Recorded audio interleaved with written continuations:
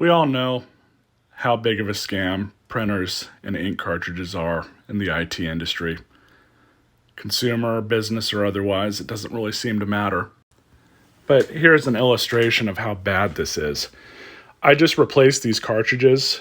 One of these, I can't remember which one, I replaced it, I don't know how many months ago. It wasn't more than 6 months ago. I've used this printer to print maybe 50 documents since I replaced that one cartridge. I've used it to scan more documents in this time frame, by the way, than I have to print. So when you get a cartridge that goes down to zero, there's nothing in it, the software stops the printer from working. Meaning, even if you just tell it to print in black and white, whatever it is, if it's just a regular document, it's going to refuse to print.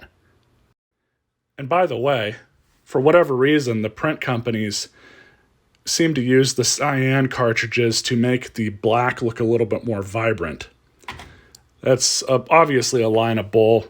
It's just so that, if you're printing in black and white all the time, you're still going to have to replace the black cartridge eventually and one of the color cartridges along with it a lot quicker.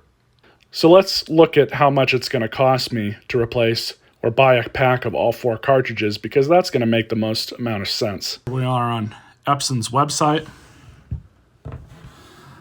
$125. It's $135 at Amazon. A single cartridge costs $40. So it would make sense to replace just one, provided the other ones are at a high enough level it doesn't really matter. So how much is it for a new printer? They don't make the same model anymore. It's a few years old, but they still have printers that they're selling under the Workforce model line.